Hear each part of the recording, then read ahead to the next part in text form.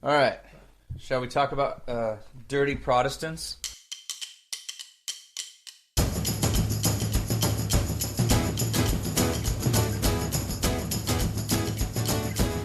Welcome to Biopics Mostly Suck, and Happy New Year, everyone. We made it. Not only did we make it, we're back. We took a little bit of a hiatus, but now we're here to share the podcast where we provide the true story behind movies based on a true story. And our movie for this episode is Bernie, the story of a mortician played by Jack Black who takes up with a rich widow played by Shirley MacLaine. He kills her and is prosecuted by the district attorney played by Matthew McConaughey. My guests for today's episode are my frequent collaborator John Helix, a local musician here in the San Diego area. Find him on Facebook and Twitter at John Helix Official. Our good friend Don will also join us to discuss the movie. As we usually do on this podcast, we fact-check the episode for accuracy, but it was the true story that happened after this movie based on a true story was released that made this a really strange movie to research. Bernie gets a 6.8 out of 10 rating from the Internet Movie Database and an 88% fresh rating from Rotten Tomatoes. How is Bernie as a movie? And how is it as a medium to document a murder in a small town in Texas? We'll rate the movie as entertainment and as fact, and give a grade at the end of the episode. If you're ready, let's get started. If not, just hit pause. We'll still be here.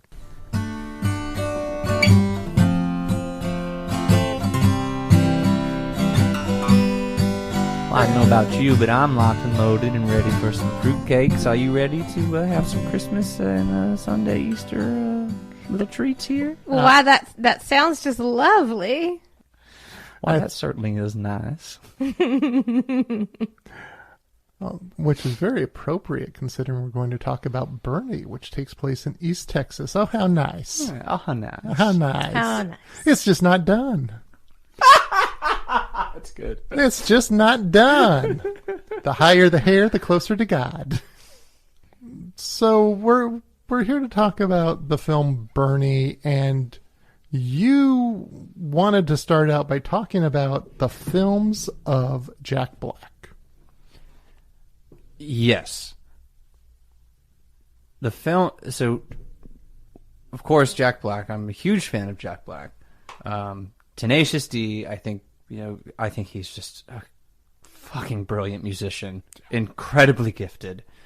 And I felt that Bernie was sacrilegious, pardon the pun, in the sense of using Jack Black's voice for that atrocious, disgusting fucking music.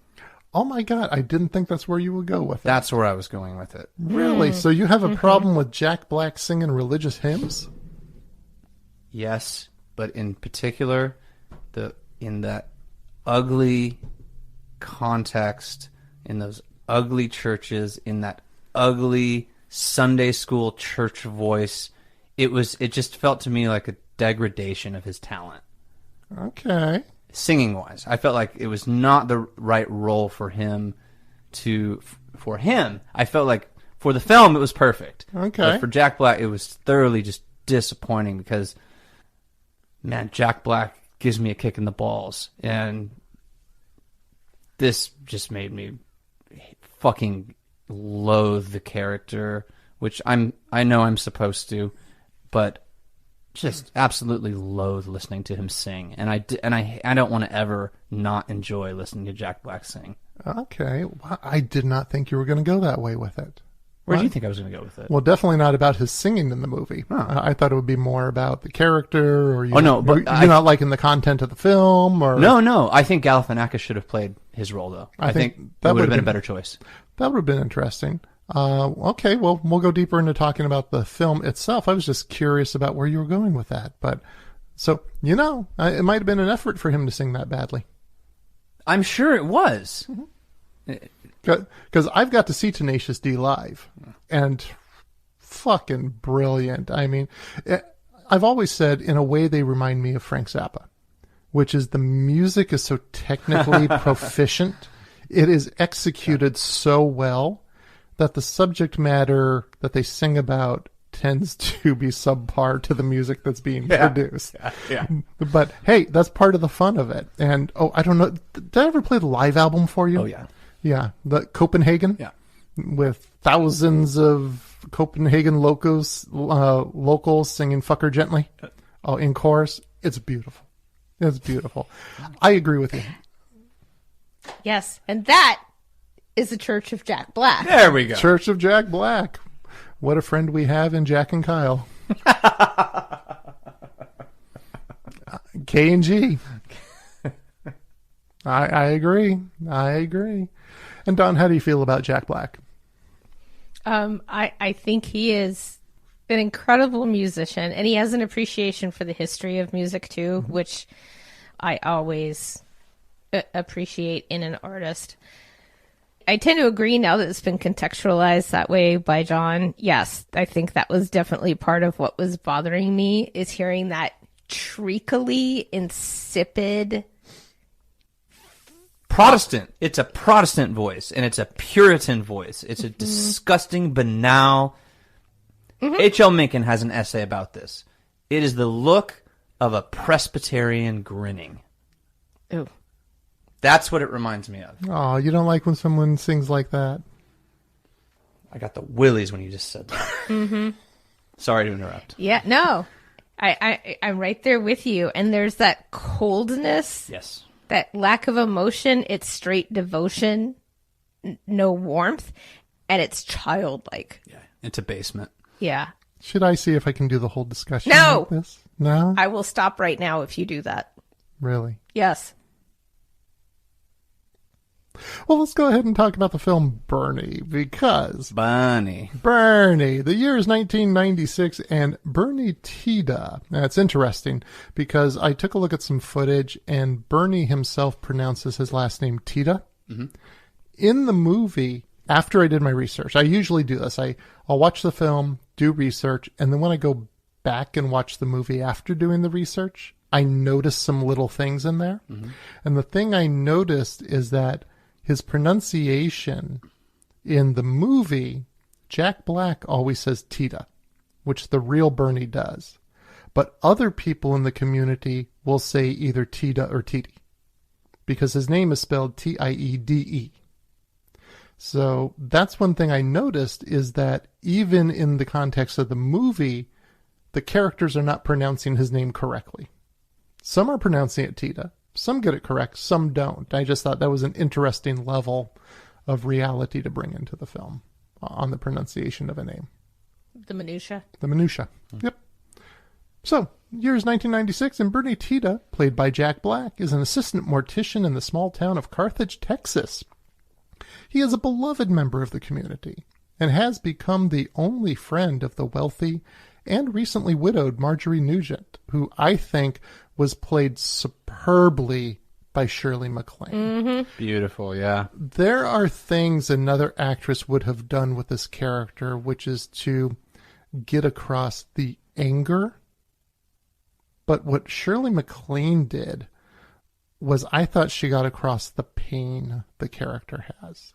That scene when she closes the gate on him and she says, she screams, "Don't leave me." There's not anger coming through in that. That is a hurt woman who is responding to whatever has hurt her in life and is influencing how she acts towards other people. And I thought her putting that layer in there brought it to a point where it was just far superior to how I think any other actress could have approached that role. Because the easy way would be she's just mean, especially when you're talking a dark comedy. She could have easily played up the mean aspect to give more credence to why people just didn't like her or viewed her in whatever the way they viewed her that was negative. However, she put that pain under there, which I think gave me an understanding of the character more than beyond her just being angry. The rest of the town considers Marjorie to be cold and caustic, but the elderly Marjorie and the 30-something Bernie are soon inseparable. Marjorie begins to place increasing demands on Bernie's attention, which cuts his social life short.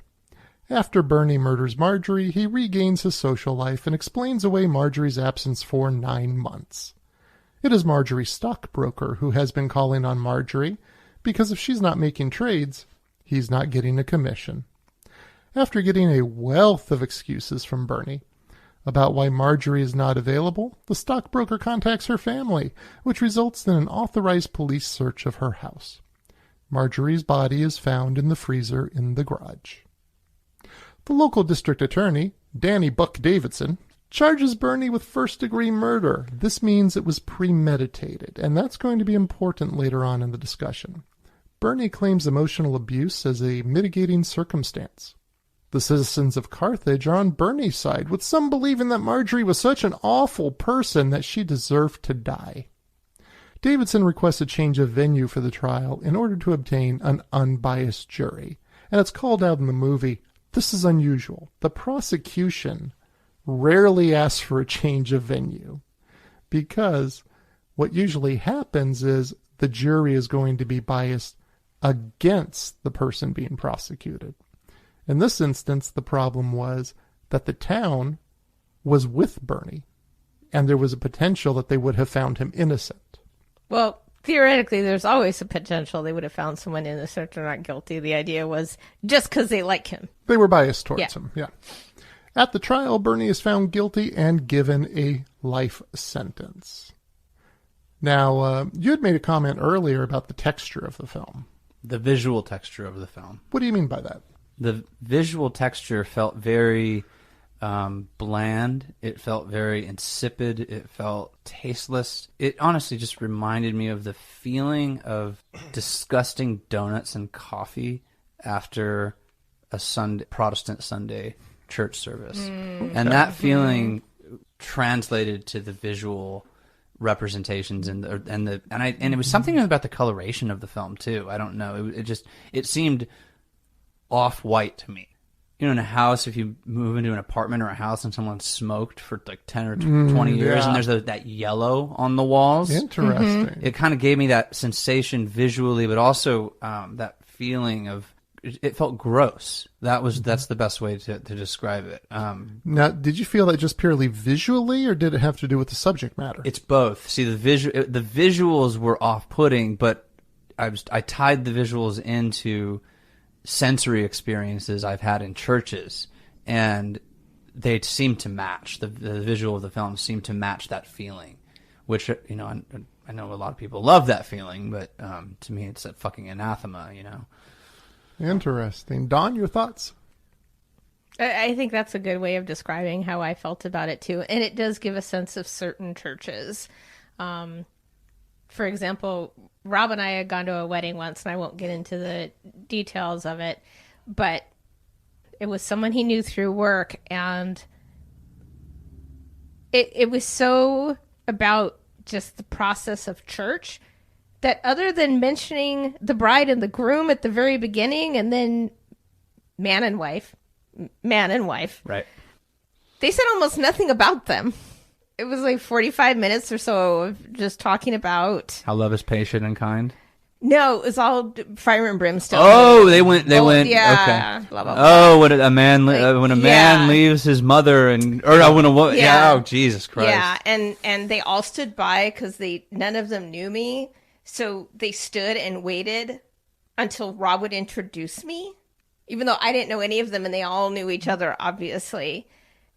And then one of them finally looked at Rob and said, "Aren't you going to introduce your wife?" And I said, and I wasn't really thinking about the context. And I just said, well, if you want to talk to me, you're welcome to introduce yourself.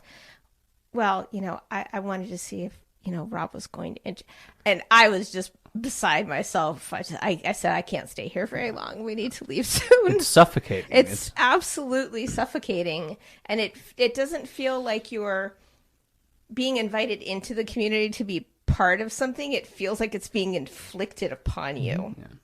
Yeah, and they were Wesleyan, was the denomination. Yeah.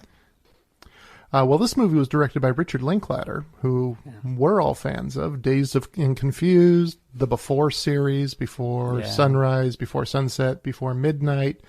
which those were interesting because you're a little younger than Dawn and I, but Dawn and I are on the age of the characters. Are you the exact age of the character? I think about... Within a year or so. That's really cool. Yeah, Yeah. so to be able to follow characters your age as they're moving through life over, I think it was 18 years Yeah. Yes. between the first and third film. Did you both see it when it came out? Before midnight? Sunrise. Sunrise. think No, so. I think you introduced us to it. Oh, okay. And then, yeah, and we watched it on video, on VHS at the time. I remember we all saw Midnight together. We all saw Midnight Yeah. together, yeah. No, we had seen before. You think so? Yeah, we had seen before Sunrise. Okay. But yeah, to be the age of the characters and track over those number of years. I want them to do another one so badly. In Oh like, my in God, like me too. 10 years. I want to see the passing into older. Like once they become senior citizens, that would be. Oh, that would just be brilliant. Because I really do want to know if that. Well, we shouldn't spoil any. No, Okay, never don't mind. spoil Yeah. anything on But any yeah, of me those too. films. Okay. Yeah. Yeah. I want to know too. Yeah. Linklater also did School of Rock with Jack Black Yeah. as well. Of the 23 townspeople who were the Greek chorus of the film, 21 had little to no acting experience and were from that area. Huh. So they were already familiar with the story. That's a real method. That's real Yeah. method. And this film divided the residents of Carthage, with some saying, you cannot make a dark comedy out of a murder of an 81-year-old woman. The DA, Danny Buck Davidson, said the movie is not factually accurate because, quote, it doesn't tell her side of the story. Well, that doesn't make it factually inaccurate. That makes it incomplete. I think there's a difference. Now, the movie, I liked the movie. You enjoy watching the movie? I thought the movie was well done, and I thought it treaded that dark comedy line. And I have a problem sometimes when you're talking about the murder of someone Yeah. being presented for laughs. Sure. But I don't think if I recall, her murder itself was never presented for laughs. No, that was a tragic moment in the Yeah. in the film. The dark comedy of the film came from the reaction of the town and the efforts that had to be made to find another location because of the reaction of the town. That's where the absurdity and the humor comes from. And I think that's what it is an absurdity. But the actual events themselves, I don't think are actually played for laughs in the film. You mean the driving plot lines? Yes. Yeah. Okay. Yeah. Yeah, so I think to walk that line, Linklater did a really, really good job on that. Yeah. No, I agree with you that it's a great film. I think it's incredibly written. It's fabulously constructed. It's just the feeling that it gave me is not to my taste and not to my liking. But is that detrimental? Or is that a credit to the film? It's a credit to the film. Okay. Yeah, absolutely. No, I just separate those things out. Yeah. Yeah. So let me ask you then, scale of 1 through 5 stars, what do we give Bernie as a film? I'd give it a solid 4. Don? I'm not sure because I struggle with making a dark comedy out of the murder, even though the humor was found in the absurdity of this town who so loved this person that they Bernie, you mean? yes, they so loved Bernie that they seemed to think that this woman deserved to die the way she did. I think I'd end up giving it a 4 because it really was well constructed, and I think it portrayed what I found to be the predatory nature of Bernie, the vulnerability of what's the woman's full name? That would be, why am I blanking on it? Marjorie? Marjorie Nugent. Marjorie Nugent. To me, to be sympathetic enough, nobody deserves to die like that. And the idea that people would say, well, she was so horrible. Yeah. Yeah, that's always tough for me. So as a film, 4. 4 stars. I go 4 stars as well. 4 stars all around. I thought it was a well done movie. And what we're going to do next is we're going to talk about the facts, and this is where things are going to get really, really interesting. In this portion of the podcast, we will talk about how the filmmakers presented the facts and compare them to the real persons or events. At the end of our discussion, we will give the film a letter grade for accuracy. Let's get started. So, we just talked about the plot of the film, and the question is, what is true is what we're going to talk about. And for Bernie, it's a pretty quick answer. Everything in the plot is true. Everything you see presented in the film happened the way it did. The freezer in the courtroom and everything? The freezer in the courtroom. But there has to be a caveat here. Okay. All of it is true. It came from an article written by Skip Hollandsworth for the Texas Monthly, titled Midnight in the Garden of East Texas. Everything that is mentioned in the movie is in the article, right down to Marjorie getting on the phone with her accountant to set him straight on how he will address Bernie, and to her firing the gardener. There is no embellishment that takes place from the article to the screen. Skip Hollandsworth was a co-writer of the screenplay, along with Richard Linklater. There is one change that was made from the article to the film, and that is the community theater production in reality was Guys and Dolls, not The Music Man. Now, other than that, everything else is completely true. Some tidbits that were not mentioned in the film. Other widows became upset that Bernie was not spending time with them when he started working for Marjorie. I have thoughts on that. Please.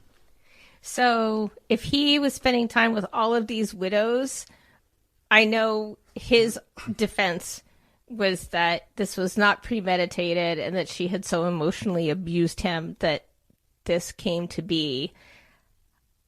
I was struck by someone who, at least the way it was portrayed in the movie, very much gave me the sense that he made friends with all the widows and he was trying to figure out what would be the most lucrative one to get the most money out of. However, Bernie was popular with the women in town. His bail was set at $1.5 million. When women in town started to raise the money to bail him out, District Attorney Danny Buck Davidson added the charge of stealing money from Marjorie to increase his bail amount to $2.7 million. Were they still able to raise the money? He was not released on bail. You gotta love that. Danny Buck. Danny Buck Davidson. Right? Sounds like something out of a Grisham novel. And the one thing not shown in the film is that the .22 rifle that was used to kill Marjorie was bought by Bernie at her insistence in order to kill armadillos in the yard. In the movie, they just come in and she has him shooting the gun. So you're kind of led to believe that it's a gun she had. No, she had him buy the gun to take care of the armadillos. And as far as determining whether the movie sticks close to the facts as reported, that is it. Except, we need to talk about the portrayal of Marjorie Nugent in the film. When I research these episodes, I will frequently see a refrain that is repeated in multiple articles. Sometimes it's a falsehood that just gets repeated as a way to explain things. But in my research about Bernie, Shauna Nugent, she is the daughter of Marjorie's only son in real life. She was quoted in multiple articles about how her grandmother was a good and loving person who did not deserve what happened to her, even though she could be caustic at times. Shauna said it isn't true that Marjorie had cut off the rest of the family, but other family members, including Marjorie's siblings, have been quoted much less often, and they say, no, they basically got it right. Wow. Oh. In doing my research, I started to feel conflicted. Was a sweet old lady really portrayed in the worst possible way to fit a narrative of a film? It was tough to say because I only had generalizations and impressions that she was an awful person, but no specifics. And then I stumbled across an article about a man named Joe Rhodes from the Dallas News. Joe Rhodes is a sports writer in Texas who covers the college sports beat. He is referred to as the Jack Kerouac of college sports due to his writing style. Okay. That's funny. All right. And this article referenced an article he wrote for the New York Times that was titled, How My Aunt Marge Wound Up in the Deep Freeze. Well, let me just take issue with the notion that that is at all Kerouacian. Just on a title? Yes. Okay. How so? Despite Jack Kerouac's faults, the man's vision was one of supreme empathy. Okay. Oh, okay. So He would never write a title like that. He would never joke about someone else's death that or makes murder. sense. Well, this guy wasn't joking because in the article he said, Deep freeze. Yeah, that's being flippant at best. okay. How my aunt wound up into deep freeze. I take your argument. Yeah. In this article, he talks about what the movie got right, including the trial lawyers really did wear Stetsons and cowboy boots and really were named Danny Buck Davidson and Scrappy Holmes.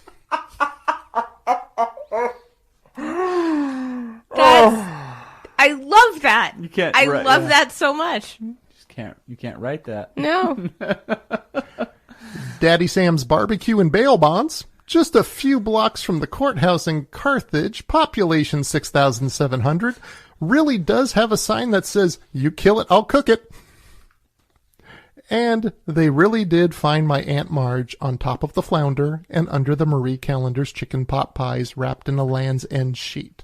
They had to wait 2 days to do the autopsy. It took her that long to thaw. When Rhodes... So this writer is actually her nephew? Yes. When Rhodes' Aunt Sue was informed of Marjorie's death, the first thing she said is, "What a relief." Much later, his mother told him she was afraid of her sister and felt that, quote, she was the devil on earth. Rhodes also shared specifics about his experiences with Aunt Marge, such as, quote, "Aunt Marge once threatened to put me in a mental institution because I wouldn't cut my hair. How she chased me around her yard with garden shears because I wouldn't clean out a wasp's nest with my bare hands. How, when I was 14, she locked me in her house for 2 days and wouldn't let me call home. Finally, when Aunt Marge went to the grocery store, the maid, sympathetic to my plight, unlocked the bedroom door so I could get to the phone and beg my mother to come rescue me. She did, and that's the last time I went to Aunt Marge's house." Wow, that sounds like some mental illness. He goes on to say, "Aunt Marge, who loved to sew and shop and didn't have a daughter of her own, tried to get custody of my sister Carrie by having our parents declared unfit. She claimed that my father was an alcoholic, which wasn't true, he barely drank, and that she could provide a more suitable upbringing. It didn't work, but apparently she was serious enough to meet with attorneys." Wow. That's a lot of crazy in one package. Okay, so fleshing out Marjorie Nugent a little more here. You could see why Carthage felt the way they did in some circles. No. That still feels excessive. To say someone deserved to be shot to death, to be murdered, and then stuffed in a freezer, and then have the money pulled out of their estate so someone else could live on it? No. I can understand why no one wanted to speak to her, why no one would mourn her death, but to say they were okay with her murder? No. There's a distinct chasm between those two things. Yeah, because you're getting into animal territory when you start. I don't have a good feeling about that person, and therefore they should die. Mm-hmm. Yeah. Skip Hollandsworth, who wrote the original story and screenplay, told Rhodes about the movie that was being made, and Rhodes visited the set on the day they filmed his uncle's funeral. He saw the actors who portrayed his family and met the actress who portrayed his mother. He said this about being on the set, quote, "But the freakiest part by far was seeing Shirley MacLaine looking so much like Aunt Marge. There was a natural physical resemblance. Aunt Marge, like MacLaine, had red hair and pale freckled skin. But what really unsettled me was the look on MacLane's face as she went into character, with pursed lips and accusing eyes. I'd seen that face before. Whenever Aunt Marge disapproved of something, which seemed to be most of the time, it usually meant she was going to tell you, in no uncertain terms, why you weren't good enough or smart enough or otherwise worthy of her time. She used it on sales clerks, on waiters, housekeepers, and cooks. She used it on my parents. She used it on me. I really hated that face." Wow. Rhodes said, Bernie's not the first one who thought about killing her. He's just the first one who went through with it. Oh, shit. Wow. Woo! God damn. So she was reviled. We have some specifics on what that behavior was that made people feel that way. Mm-hmm. So we're looking at like an Uncle Leo situation, just a crime of passion, you know? Are you referring to Seinfeld? Yeah. Okay. Yeah. So Bernie had a brief. So again, I'm playing out that murder scene, which is very brief, right? Very brief. He shoots her 4 times from across the Right. garage. Yeah, and then he immediately he recoils into what have I done, and so forth and so on. So that is factual, That he had an out-of-body experience. and that he Yes. was okay. Huh? That is what he testified to. Yes. Yes. That is what he testified to. Okay. And he was sentenced for premeditated murder. Right. So they did not believe that he had an out-of-body experience. The jury, no. Yeah. That seems they did not. But he maintained that. He maintained that, yes. Okay. So for Bernie, at this point, we have all the facts. On a letter grade A through F. And remember, when we do this, we're doing it from the material that was presented. It's a little different when we talked about Never Cry Wolf, because that information was bullshit to begin with. With a purpose, if you recall. I do. Okay, so an environmental aspect. I do. It was purposeful. This is different. This is an article written by a third party who is reporting what he found in the town and what came from the trial and what the result was. And what is in the film from the article is it tracks. So, which means a letter grade A through F. Dawn, what would you give it? I give it a B. A B. John? Yeah, a B sounds about right. I'm thinking of a Fleetwood Mac. I'm just secondhand news right here about right now. Okay. Yeah. Okay.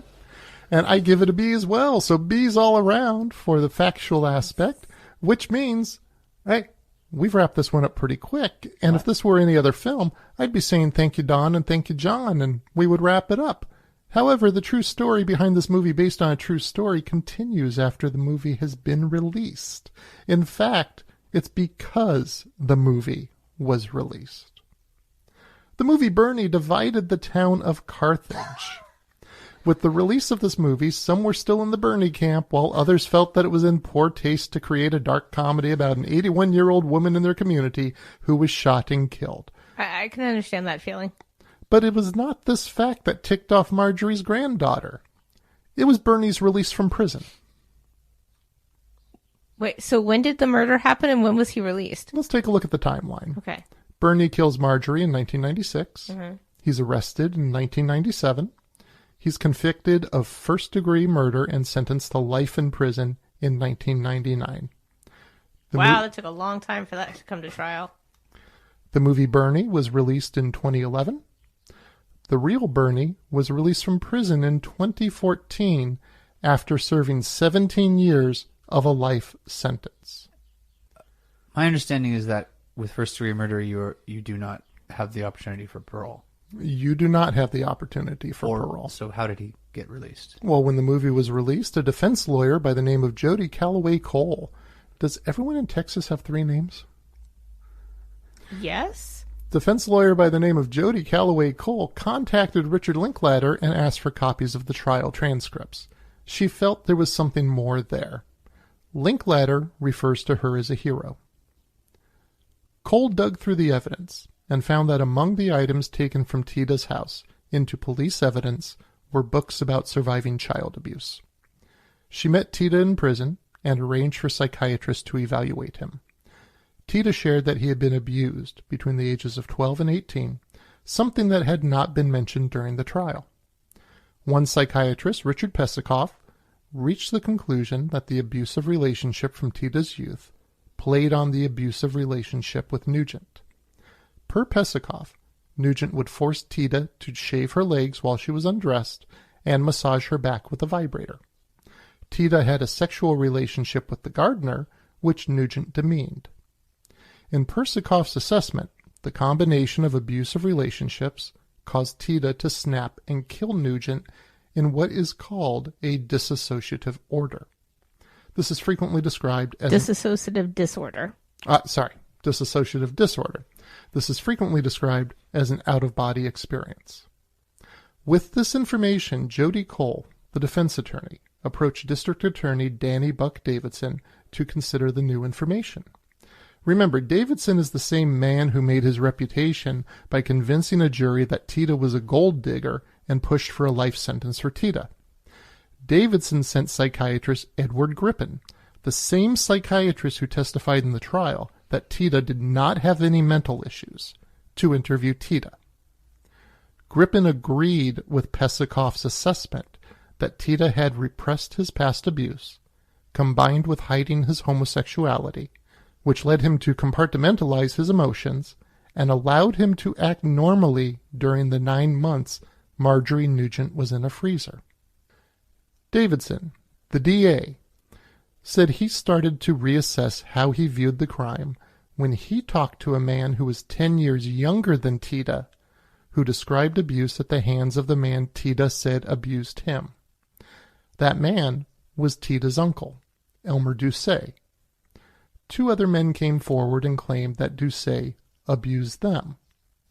Davidson said that if he knew this information during the trial, he would have sought a lesser sentence for Tiede. Now, there is a distinction that needs to be noted when Davidson says this, and it needs to be noted because of what Shauna Nugent has been quoted as saying. As we discussed, Shauna believes her grandmother was a kind and sweet woman. Not only was she upset with Tiede's release from prison, but she had also been saying that the reason he was released was because of Hollywood. Now, do you know what's meant by that? Like when people say the coasts? Mm-hmm. What's the translation? Well, the translation is that it's liberals, that it's Jews. Morals. Mm-hmm. Morals. Lack of morality. Yeah. It's code for lack of morality. Yep. Yeah. They're not law-abiding Christians. Exactly. But a certain kind of Christian. When people say that, they're referring to a specific kind of Christian. Yeah, remember that was during the, not to take a trip down dystopian lane, but New York values. Remember that whole fucking discussion in the debates? Ted Cruz, he's like, I think we all know what New York values are. It's like, fuck, you were educated at Yale, weren't you? Like, yeah, and he's taking his cues from the first episode of The West Wing. Only he doesn't seem to understand what was happening there. Yeah. According to Nugent, D.A. Davidson, the judge who granted bond and release for Tiede, and anyone else that sought to review the charge of first-degree murder and the life sentence has been, quote, wooed by Hollywood. And she feels that, quote, Hollywood has taken over the criminal justice system. Given that the Hollywood people who are involved here, it seems an odd statement to make. Director Richard Linklater is Texas born and raised. So is Matthew McConaughey. As is Matthew McConaughey.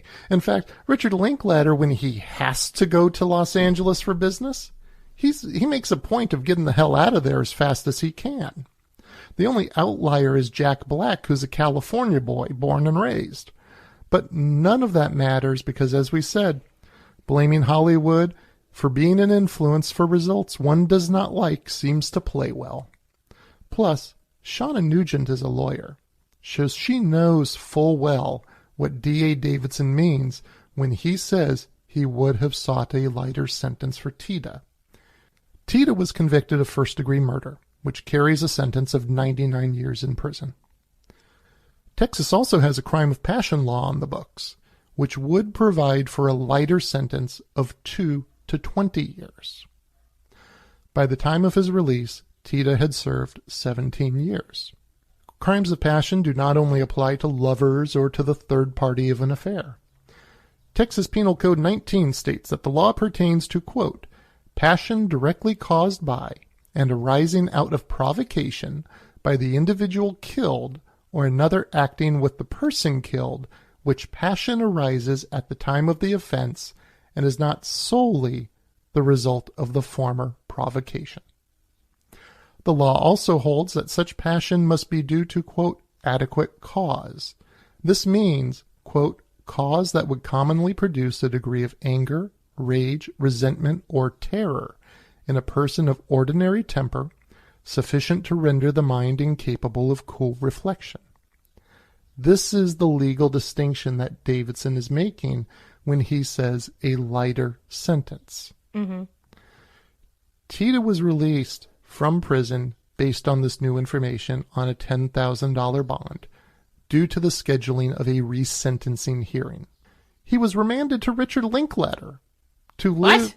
He was remanded to the director of Bernie, Richard Linklater, to live in an apartment in Linklater's garage. Linklater feels that it got reported strangely. He said there were It got reported strangely? He said there were headlines such as, "Judge orders murderer to live with filmmaker." There were jokes immediately on the internet like Zodiac killer crashing at Fincher's. He felt the judge created the condition that Tiede live with Linklater as a jab at an Austin liberal. Fine, you want him out? He can live with you. On the way to Linklater's home, Linklater and Tiede made a couple of stops so Tiede could see some family members. When they got to Linklater's property, Tiede met the rest of Linklater's family. And he wanted to see the movie that paved the way for his freedom. He told Linklater he wasn't sure he would like it. Linklater told him, "You have to like it. It was the first domino." Tiede found work as a paralegal and started singing in the gay men's chorus. It should be noted that Linklater, Black, and McConaughey held a private fundraising benefit for Tiede's defense fund. Now, I feel I need to clarify here. No one is saying he's innocent. What they're saying is if the information about the abuse is found to be true, and if he is resentenced using the crimes of passion law, then at 17 years, he has served his time. Yeah. But no one is claiming an innocence for him. And, considering that Shauna Nugent is putting out this all Hollywood blame, it probably doesn't look good that there's a private fundraising event put on by people who work in Hollywood, but the legal reason for that is a condition of the release was Tiede was not allowed to make public appearances. Mm-hmm. A private fundraiser is not a public appearance. Mm-hmm. I see you both processing. Well, I was going to say something. I lost my train of thought. Is she writing a book? Shauna Nugent? Yeah. Not to my knowledge. Okay. Does she have an ulterior motive that is apparent? When I went back and rewatched the film, she and her father get referenced negatively in the film. Because usually that projection of when you just monolith something and go, it's Hollywood, is a reflection of something deeply personal. Yeah. And how does that work when the judge says, fine, we'll release him to you? I mean, how does that play out in Texas? What does that mean? You actually have to find space in your home for this person? I have no idea. I don't know if Linklater had volunteered or if the judge just selected him. That I couldn't find any information on that. Or just tossed off a statement. Mm-hmm. And then Linklater took him up on it? Could be. I'd be very curious what that looked like in that moment. Because I don't think they could compel you to have someone stay in your home. I mean, if you've just fundraised or brought forth evidence that the attorneys within that system brought back to the court, that's not on you to care for that person. Yeah. That doesn't. I would make the assumption before the determination was made, it was known that Linklater was a willing person for doing this. But I don't think bizarre. I don't think that negates that the judge may have been taking a stab at an Austin liberal too. Oh, absolutely. Yeah. I mean, and a lot of this you could, depending on how deep you want to get into this, you could get into the psychology of it and adverse childhood events and what that does to someone's development and why that gets argued in court now, why it is recognized as something to be considered. Another interesting aspect of Penal Code 19 is that the crime of passion aspect can only be raised during the sentencing portion of the trial. It cannot be used as a primary defense. But during resentencing, both sides can bring new evidence forward to make their case. In March of 2016, Tiede's resentencing hearing began. The defense presented that Tiede had a dissociative disorder when he killed Marjorie due to abuse in his life. In fact, his uncle, Elmer Doucet, took the stand to deny that he abused Bernie and the two other boys. When he was asked about a suggestive letter that Bernie received from him in prison, he said it was made up and he wrote it because he thought his gay nephew would like it. So your gay nephew supposedly lies about you abusing him in order to gain a lighter sentence, and you think a good idea is to write him a suggestive letter? Well, the letter was received when Tiede was initially in prison. So he just wrote him porn to cheer him up? That's his assertion. Sure. Okay. Not because he meant it, but because he thought his gay nephew would like it. Did he clarify what he meant by like it? No. Yeah, and this also goes to, and this has been talked about more with other high-profile cases over the last couple years amidst the Me Too movement. Children who others perceive might be gay can become targeted if they're in an environment where they might not be supported, where those kids feel like, if I say someone has abused me in some way, especially sexually, and I don't know if they've clarified that's how the uncle was abusing him, but the kid's not going to come forward because their concern is that, well, then people will think it was because I'm gay, and then I'm going to out myself. And then they become further victimized because now people know they're going to be quiet. Yeah. That they are going to keep that secret. And that may very well be the case, considering Bernie Tiede did repress his homosexuality. Because there was the question in the movie, why is he not going out with any girls? Mm-hmm. But you said that he did have a relationship with the gardener. The gardener was male? Yes. Okay, so then he seemed open about it at that time then. Not open. They were having a fling. Yeah. So Marjorie just happened to know about it. They weren't dating in Carthage by any means. They weren't going out to dinner in the movies. The prosecution submitted financial documents to show that Tiede was spending Marjorie's money, and the day that he murdered her, they had an appointment to see her accountant, where he would have to explain where $3.5 million had gone. That's a lot of money. Chad Baruch of the law firm Johnston Toby Baruch filed a friend of the court brief on the behalf of Nugent's family and pointed out the inconsistencies in Tiede's story and evidence that the jury considered in the trial. One, despite Tiede's claims to have acted as a result of sudden passion, he admitted to detectives of thinking about murdering Marjorie for several months before doing so. Two, Tiede's access to the murder weapon wasn't a matter of happenstance. He had moved the rifle from a closet to a spot close to where he killed Marjorie, further supporting his premeditation of the crime. 3. Tiede didn't shoot Marjorie 4 times in succession from across the garage. His first shot from across the garage left her paralyzed on the ground, and he then walked over and pumped 3 more rounds into her from point-blank range. 4. Tiede was in financial distress before befriending Marjorie. After becoming her companion, he controlled Marjorie's money, signed checks on her accounts, and pressured her into giving him a power of attorney. 5. After murdering Marjorie, Tiede appeared totally unaffected. He was the same old Bernie. 6. In the months after he murdered Marjorie and put her in the freezer, Tiede threw parties in her home, used her money to travel to New York and Paris, cashed checks made out to her, sent a letter purporting to bear her signature to Prudential, seeking a wire transfer of $225,000 from her account, spent $50,000 buying gifts for friends, invested $40,000 in a business, purchased a coin collection for $12,000, and bought new crystal and furniture for himself. 7. During his resentencing testimony, Tiede was asked whether Marjorie was mean to him. Under oath, Tiede replied that Marjorie was possessive, but, quote, I wouldn't say exactly mean. 8. Finally, and what I always have thought, this is the lawyer talking, was the most damaging evidence to Tiede, the jury heard testimony after murdering Marjorie. Tiede took a trip to Nashville, accompanying and sharing a room with another elderly, wealthy widow. Linklater was interviewed during the time of the trial for an article that came out in The Guardian on April 30th, 2016. He talked about how it would tear his family up if Tiede were sent back to prison. I have not been able to find a later interview in which Linklater talks about Tiede. The only reference in subsequent articles is that the movie may be listed in a list of movies that Linklater has directed, but there have been no further comments made. The only exception is a 48 Hours episode that featured the case. Jack Black was also interviewed on this episode. You're awfully quiet. I'm waiting for this shoe to drop.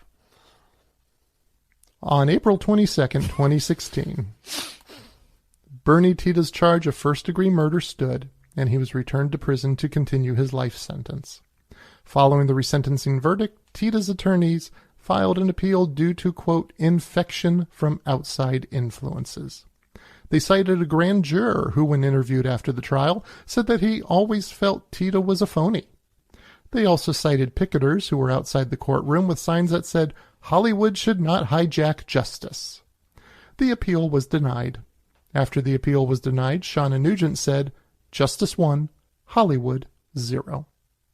Oh, well, how dramatic of her. So it's a fucking culture war, huh? Yeah. They've turned the murder of a woman into a culture war. It is interesting to note that there is no one who disputes that Bernie Tiede killed Marjorie Nugent. No one disputes he shot her in the back 4 times. What is questioned is whether it was premeditated. The legal system has decided it was, but the court of public opinion has not reached a consensus. There are a few in Marjorie's family, largely her son and his family, who feel that Bernie was a con man for whom their mother was just a mark. They believe that Hollywood has infiltrated East Texas. Infiltrated East Texas? Infiltrated. It's like that. It's the lingo of like cells and communist. Like, it's all that shit. Oh, fuck. Which tells you how insular they think they are. Jesus. That they think they have been infiltrated. I mean, I'm sure they have televisions. Influenced. I mean, in movie theater. I mean, wouldn't that be in itself be a step toward infiltration and in at least an encroachment? I don't know. Yeah. I no longer care about this. Yeah. At the other end of the spectrum, Jack Black and Richard Linklater believe that Tiede was a kind and loving man. So kind he was drawn to Marjorie, a woman no one in the town liked. Black believes that Tiede had such a strong need to be liked, which led him to become so ingrained in the community, and that his need was so strong that he did not have that release valve to be an asshole at times, and it all backed up on him. Looking at the situation from the outside, I don't think there's going to be a way to get an answer to this question. No, I don't think there is. I do think that if he was already traveling around with another elderly lady, that smacks of a pattern. Yeah. And you know, when I was doing the research... Now, was this also a lady who no one else liked that he felt he had to befriend? I did not find information on that. But when I was researching this and I saw things like Tiede lived in a garage at Linklater's home and then the benefit, the more I researched, I went back and forth. My thought was, what the fuck is he doing? This is a guy who murdered someone. Right. But then I really had to research more, and that's when I found the Crimes of Passion. So it was the pieces of information falling in which really helped me figure out the timeline and say, we really need to say that everything that happened after the movie and the information that came out, I think fucking vilifies Bernie Tiede. However, Jack Black, Matthew McConaughey, Richard Linklater were acting on what they knew before the resentencing trial took place. So we have to remember the timeline in which the information came out and what was known during those times. Because to them, they were befriending a man who had served his time. You do the crime, you do the time. If it's a dissociative disorder, he should be released and continue his life. And that's what it is. It makes it a little tough to... That's a tough call. It makes it tough to talk about the aftermath. I have not seen a case before where a movie has led to a result like this, and that the filmmakers were ingrained with the subject matter. That's what makes this so weird and interesting. I mean, the case itself initially is strange. Yeah. I think everything that happened after the movie was released is even stranger, because without understanding the timeline and understanding the support of Tiede, it looks fucking awful. Mm-hmm. It looks really awful. The more you understand the timeline and when they had understandings of things, it becomes logical and understandable. And you said there has subsequently been no comment by Linklater about this. I can't find any comment in an article after that April 30th article. And Jack Black, I did find a clip online where he gives a tour of the room that Tiede stayed in. Oh, was it a recent clip? Within, I want to say 5 years. Okay, so they're presumably still in that space. Linklater doesn't speak to his guilt or innocence in this clip. Just, he stayed here, this was his room. And they're able to distinguish the person they knew versus what came out in the resentencing. And Jack Black does talk to the nature that he gleaned from Bernie Tiede, because there is a theory out there that all of them were just hoodwinked by Tiede. Well, I was going to say, if he has that charisma and power, I mean, what would make? Why is Richard Linklater and why are Richard Linklater, Jack Black, Matthew McConaughey? Why are they superior judges of character? I don't know if that's a way to look at it, but But when Jack Black was asked about this in the 48 Hours interview, he says he doesn't buy the thought that they were conned by Tiede. He says because that would have had to be a long con that took place long before any of them got involved in the story. But it may not be about conning them specifically. I mean, it could be just about the long con about who you are and why you're not guilty. Yeah. It could be this could just be his MO. This is bizarre. It's a bizarre story, especially when you bring in the cultural elements from Shauna Nugent, and it takes that path, especially when you take filmmakers being so involved with a guy who has already been convicted of murder, but the focus isn't on what he did, the focus is on his sentence and whether that's the correct sentence for the events that took place. Mm-hmm. And then after that, after his resentencing, I don't find anything being said. But I think it's entirely fascinating that this movie, which wasn't even on my radar, I only found it because I searched movies based on a true story on Netflix, and we watched it. And just the impact that this movie had in the town of Carthage, Texas, I find to be really, really interesting. But it's funny, not funny, haha, but you go back to all this because my very initial impression watching this movie was that the movie was trying to put forth that he was a con man. Mm-hmm. Because he was making friends with all these elderly ladies. Yep. And maybe they weren't trying to put that forth at all. They were just trying to tell the story, but that still is what stood out to me. Mm-hmm. Linklater doesn't have a very... there's a very thin line, it seems, between, if there is one at all, between his actors and their parts. Mm-hmm. I'm thinking of even the Sunrise series. Mm-hmm. That's really interesting. I mean, maybe it's why he gets such great films. And what do you mean by that? I mean that he seems to be invested in his films more than a sense of direction and production. It seems that he's legitimately invested in the human characters. Yeah. Mm-hmm. Yeah, I can see that. As they are, and he genuinely feels for them in some capacity, or in this case, a large capacity. Yeah, it's a trip. And I find it interesting because the movie's end credits start with footage of Jack Black with Bernie Tiede talking to him in prison. Yeah, that's just weird. Which to me, that evokes a sympathy that existed before all of these other events rolled out. Mm-hmm. So there was some sympathy taking place towards Tiede at that time. I do remember getting a really gross feeling at the end when they were showing the pictures of them in prison visiting with him. Mm-hmm. I mean, how did they even get to take pictures in there with him? I mean, I don't know what the rules are. Hollywood invaded and infiltrated. Yeah. Well, and Jack Black was asked about that in the 48 Hours interview about meeting with Bernie Tiede. And when you talked to him, did you get a sense of anything regarding a murder? And Jack Black said, no, not at all. Yeah, but that's ridiculous. Yeah. You're asking an actor to diagnose Yeah. and get a sense. I agree. How can you get a sense of whether one is a murderer or not? Yeah. Yeah. And Jack Black said, if you're going to play someone who's living, then you go talk to them. It's one of the things that you just have to do. And to that, I give him credit on doing something based on a real person. He went and did his homework. And if you have the person available to you in order to have that conversation, that's what he did. That's his job as an actor in portraying someone.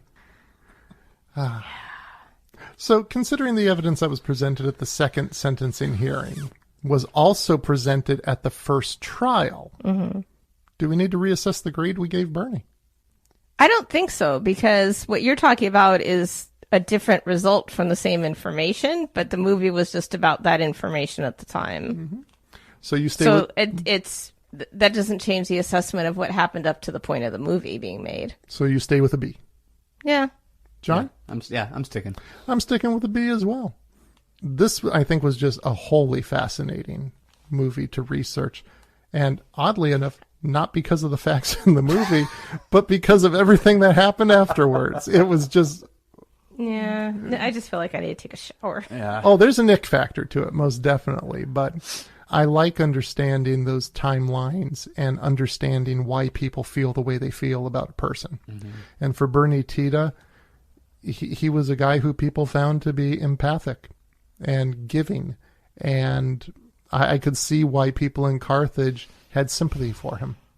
I don't know. And maybe part of it's just me. When someone is that nice to everyone across the board all the time, I am immediately suspicious. Likewise. Because nobody is that nice all the time to everyone. Unless you're deranged. Unless you're deranged.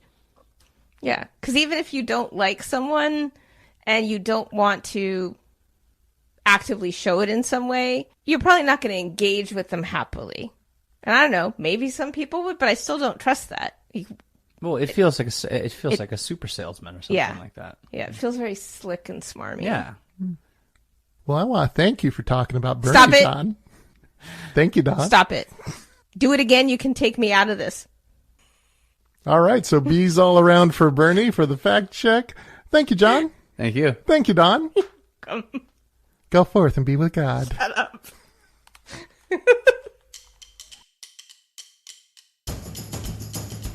That wraps up another episode of Biopics Mostly Suck. This was a really interesting episode to research. We went on a bit of a hiatus last year, and it has been about a year between our recording of this discussion and the editing of the discussion. And because I said so many times that the director, Richard Linklater, had not spoken about Bernie since 2016, I did some additional research while preparing this episode to release to see if that was still the case. And I came across an article that I hadn't found in my initial research. It's an article by Linklater, written for the Texas Tribune, at the time of the resentencing trial of Bernie Tiede. And he was talking about his involvement with the case, and he fleshes out his approach towards making the film and towards the real people who were involved with the story. I've posted the article to our website, and it's a great example of how filmmakers approach these types of projects with empathy and concern. It was also satisfying to find out that Linklater seems just as frustrated by the circumstances of all of the elements in the story as you heard John and Don and myself were. Hey, let us know if you like what we're doing here. Please subscribe using your favorite podcasting platform. We are literally everywhere. You can also find all of the resources that we used to build this episode at biopicsmostlysuck.com/Bernie. I usually throw some goodies on the episode pages like videos or pictures. And for Bernie, I have a couple clips from that 48 Hours episode with Jack Black interviewed that was mentioned in our discussion. How are we doing with this project? Let us know. I'd like to hear from you guys out there. It's been a while. Go like us on Facebook and Twitter at the handle of @MostlySuck. You can also find us on Instagram at @MostlySuck. Or just send us your feedback through the website, biopicsmostlysuck.com. And you can recommend which movies you would like us to use for an episode. And when we do, we'll share the true story behind that movie, based on a true story. Take care, everyone.